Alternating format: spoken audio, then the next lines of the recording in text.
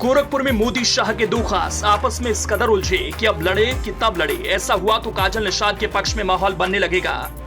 जयप्रकाश निषाद और संजय निषाद के बीच जबरदस्त लड़ाई। कहने वाले तो कह रहे काजल निषाद ने बढ़त बनाई।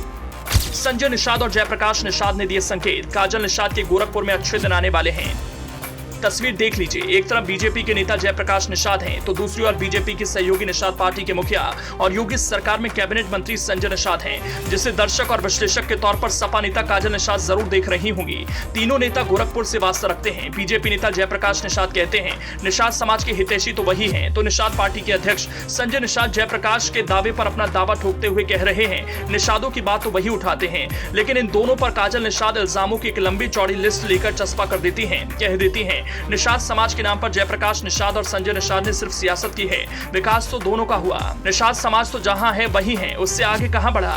काजल भले ही ऐसा कहें, लेकिन ये दोनों नेता अपनी बात पर अड़े हैं और ये लड़ाई गोरखपुर में इसी बात को लेकर हो रही है। अब इस लड़ाई की वजह जान लीजिए। 24 जुलाई को निषाद महासम्मेलन का कुंभ होना है। अब इससे लेकर बीजेपी नेता जयप्रकाश निषाद ने गोरखपुर के सर्किट हाउस में प्रेस कॉन्फ्रेंस का आयोजन किया। जब इसकी जानकारी योगी सरकार के कैबिनेट मंत्री संजय निषाद को हुई तो फौरन सर्किट हाउस में पीसी के आयोजन का इंतजाम कर लिया।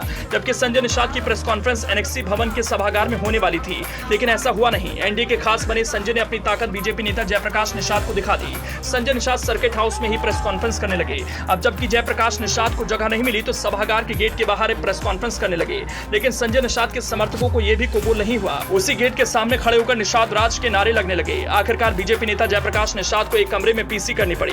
काजल समर्थक इसे 2024 से पहले का सियासी ड्रामा करार दे रहे हैं, जो गोरखपुर में संजय निषाद और जयप्रकाश निषाद गुट का ड्रामा है। प्रेस कॉन्फ्रेंस में दोनों गुट एक दूसरे के खिलाफ नारेबाजी करने लगे। संजय निषाद ने कहा कि समाज के कुछ लोग आस्तीन के सांप हैं, विभीषण की तरह निषाद समाज को तोड़ने का काम कर रहे हैं। का सांप बना हुआ है, उससे जाकर पूछना। जिस समय उसका घर उजड़ रहा था तो मैं कभी मंत्री नहीं था, अपने समाज को जाकर खड़ा करके उसका घर बचाने का काम मैं किया। तो अपना घर नहीं बचा सकता है, वो आपका क्या हिस्सा दिला सकता है। डॉक्टर संजय विरोधी का भी घर बचाते हैं और सम्मान से अपने खून का रिश्ता निभा कर दिखाते हैं। वहीं जयप्रकाश ने संजय निषाद द्वारा पीएम को खून से लेटर लिखने के सवाल पर कहा कि खून से लेटर लिखने वाले ना जाने किस खून का इस्तेमाल करते हैं। ये खून किसी जानवर का है या नर पिशाच का।